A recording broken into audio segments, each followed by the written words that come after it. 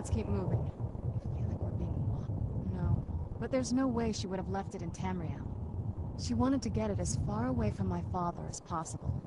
I can't imagine a better place.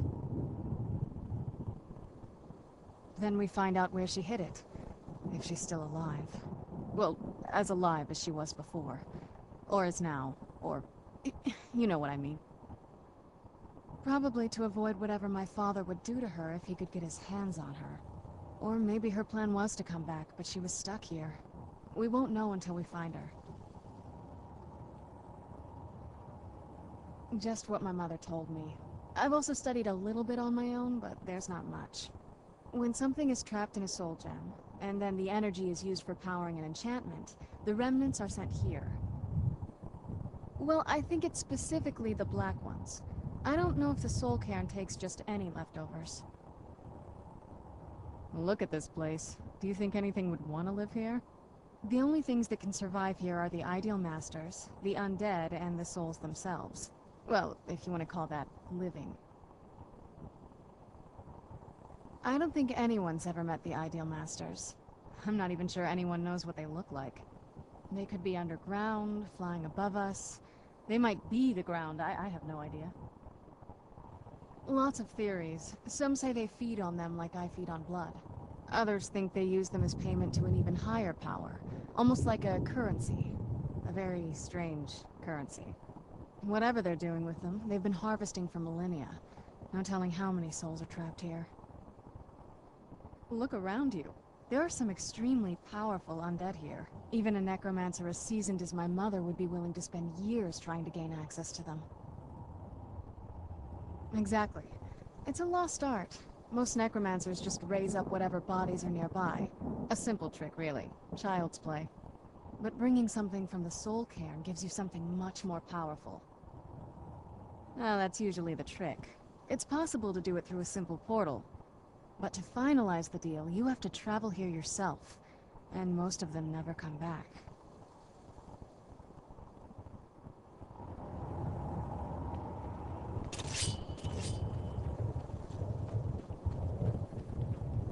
Death is but a door, time is but a window. I'll be back.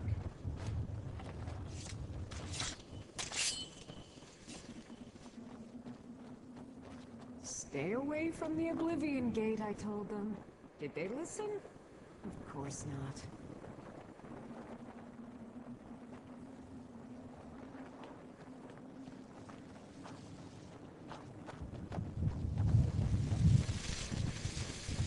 I wonder if the fire's still burning in the Imperial City. Where'd you come from? Where'd you come from?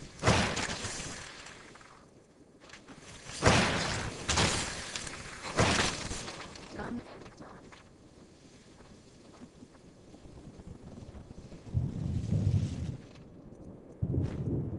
Sky. What kind of place is this?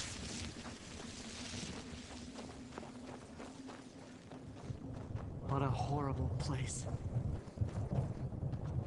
You must help me find my Arvak. He doesn't deserve to be in a place like this. Arvak, my horse. We came to this horrible place together. We were attacked by monsters, so I told him to run. Please, he's such a loyal creature, and he's been running for so long. You have to save him. A place like this will change you. Arvak? Arvak! Where are you? Arvak, please come back! Come back!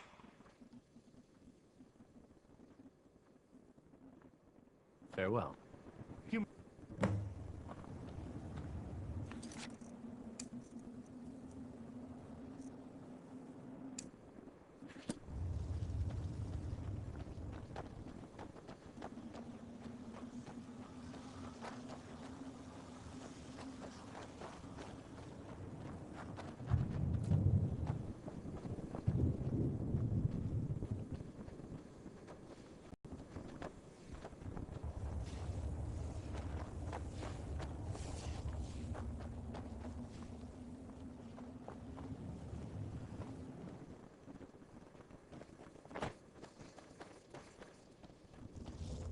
Just step into the painting, he said.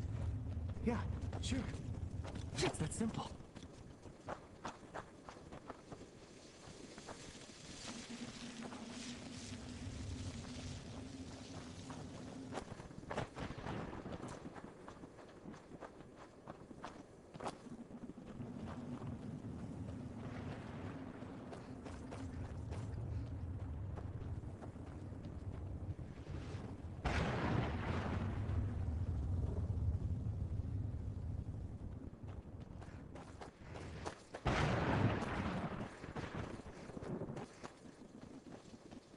Well, look what we have here. Someone with flesh on their bones. Let's just say I sold something to a guy who turned out to work for a whole coven of necromancers. How in the name of Zenithar was I to know the ingredients were phony? Do I look like someone that would double-cross a necromancer? You got it. Horse, wagon, and all. Plopped here without so much as a word. I used to be one of the best traders in High Rock, you know. How people would track me down just to see what I had for sale. Very funny. And what exactly are you going to pay me with? Take a look around. Gold doesn't exactly win you any friends around here. I'll tell you what. I appreciate what you're trying to do, so I'll play along. The only thing I see around here in abundance are soul husks. You know, those ugly fungus-looking things growing out of the ground. Bring me, say, 25 of them, and you can rub it to what was left on my cart. Odds and ends I've gathered over the years. Well, used to gather, before all of this nonsense happened to me. Tell me what you're looking for, and maybe we can make a deal. If you have the husks. No husks, no sale. Guess you have some scavenging to do. Look at this place. I can't imagine choosing to come here. My mother must have been terrified.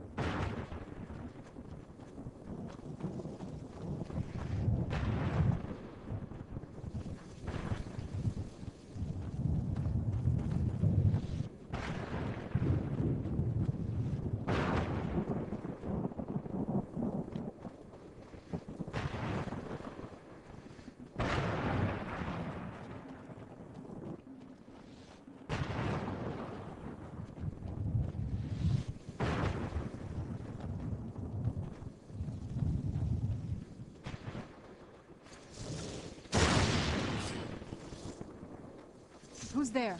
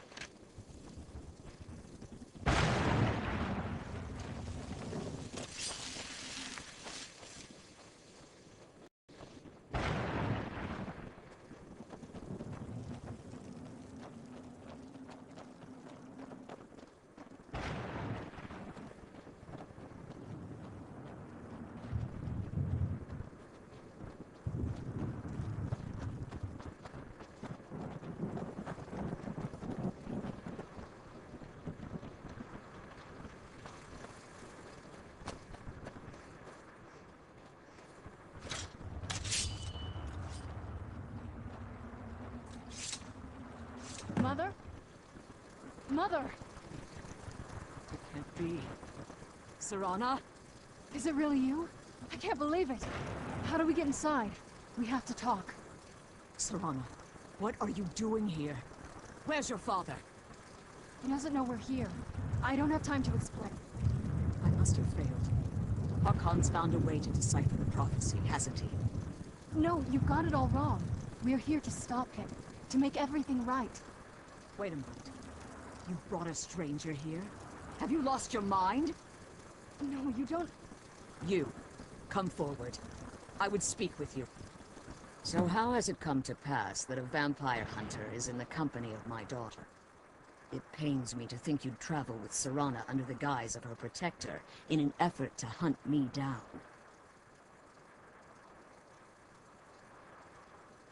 Coming from one who murders vampires as a trade, I find it hard to believe your intentions are noble.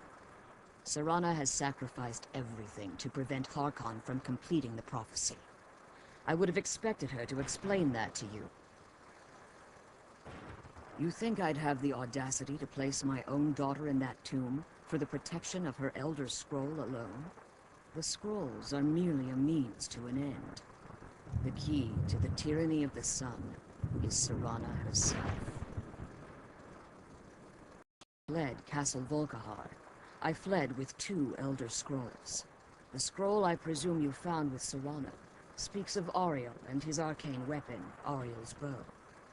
The second scroll declares that the blood of Cold Harbor's daughter will blind the eye of the dragon.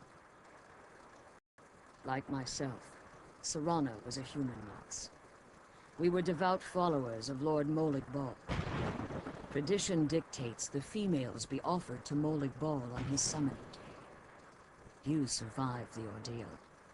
Those that do emerge as a pure-blooded vampire. We call such confluences the Daughters of Cold Harbor. It was expected of her, just as it was expected of me. Being selected as an offering to Molig Bal is an honor. She wouldn't have dared turn her back on that. Now you're beginning to see why I wanted to protect Serana, and why I've kept the other Elder Scroll as far from her as possible. If Harkon obtained Auriel's bow, and Serana's blood was used to taint the weapon, the tyranny of the sun would be complete. In his eyes, she'd be dying for the good of all vampires. And how exactly do you plan on stopping him?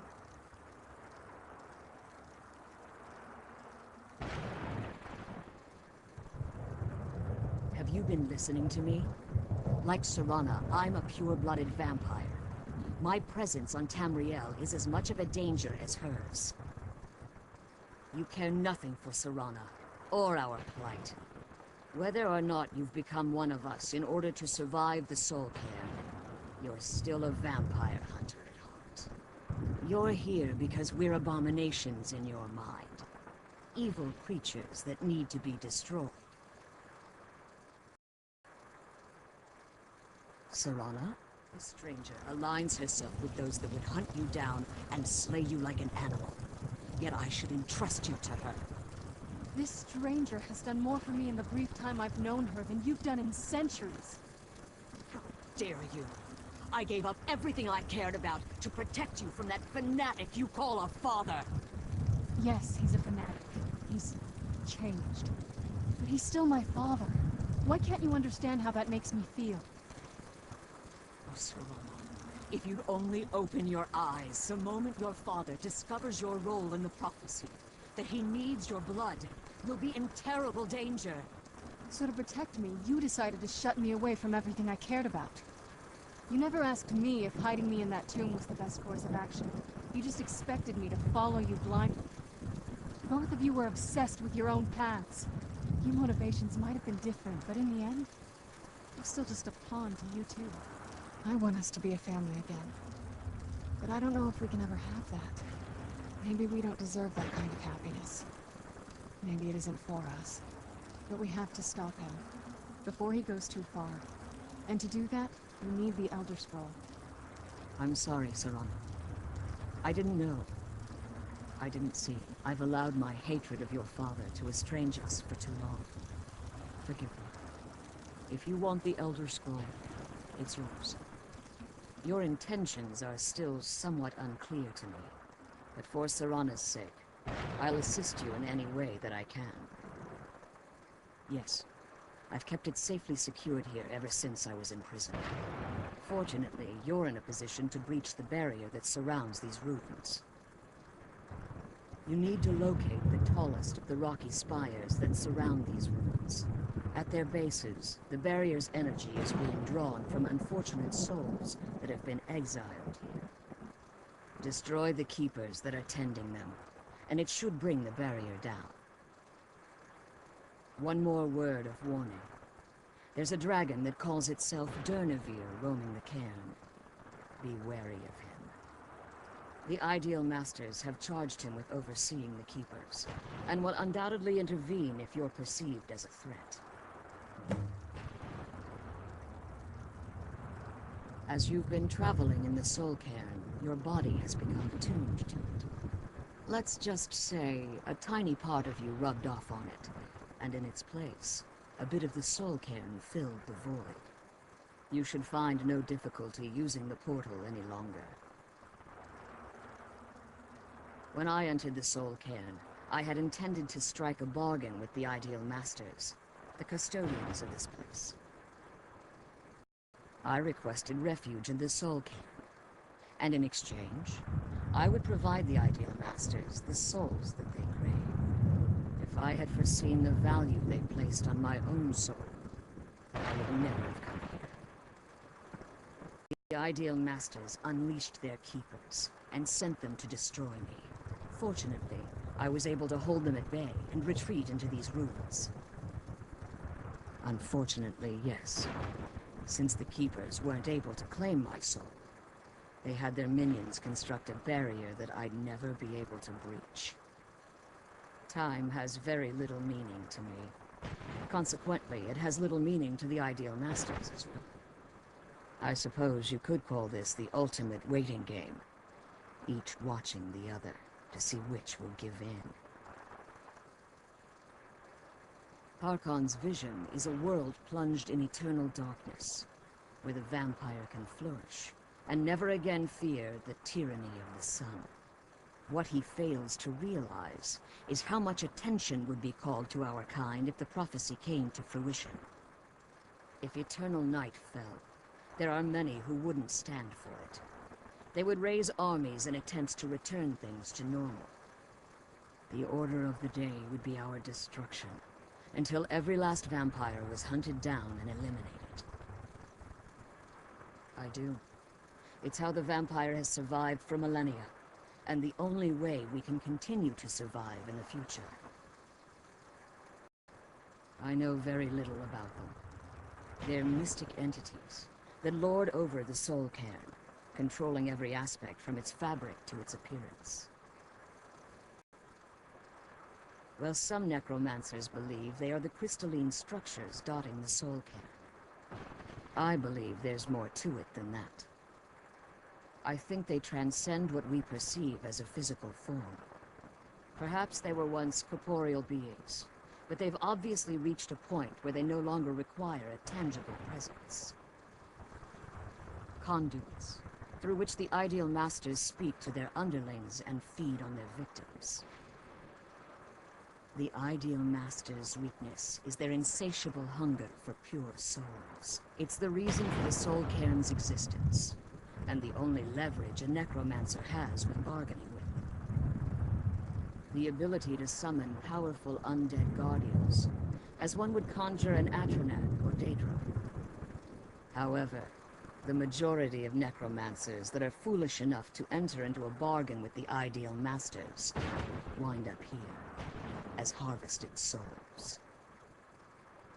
Be careful, and keep my daughter safe.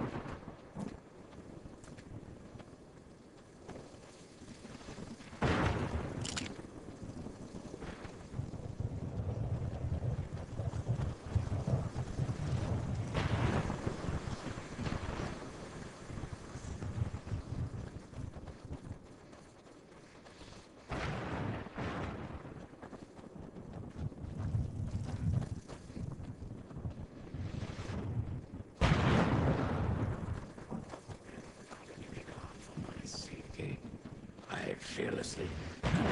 What do you want? How does anyone expect me to write my opus with all of these rude interruptions? What do I mean, indeed?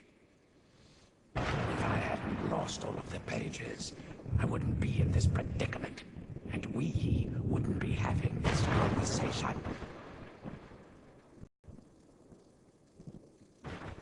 Very well. I suppose a moment or two of my time couldn't hurt. I am Jib. Some call me Saint Jib. Others call me Jib the Eradicator. Perhaps you've heard of me. I can't say that I'm surprised by your answer. Until I get my second volume published, no one will ever know of my achievements. A book. I hardly call a 26-volume epic simply a book. Surely you've heard of the rise and fall of King Jib the Eradicator, hero of Morrowind and savior of the Dungeons.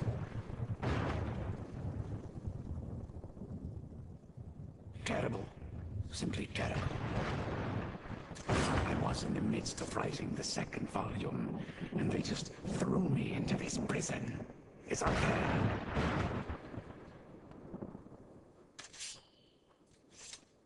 That damned Mora and his minions. They didn't even give me a chance to explain who I was.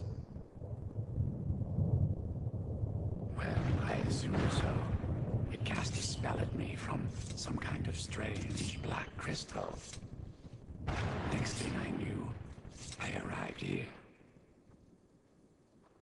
My what? Wait, that means... No. All these wasted months. Has it been years? I don't even remember how much time has passed. No, my work will never see the light of day. My name will be forgotten. Perhaps. Do you have a way out of here? Maybe I can't leave, but my writings can. In order to write the second volume of Opus, I need the notes from my first volume. Otherwise, I need to do all of this from memory. When I was tossed in here, I felt myself falling, and I dropped the pages I had been holding. There were 10 of them in all. Find them for me, please. I beg you.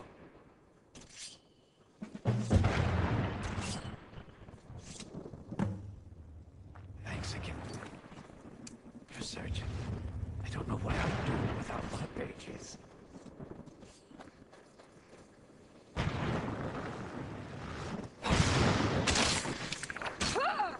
Where'd you come from?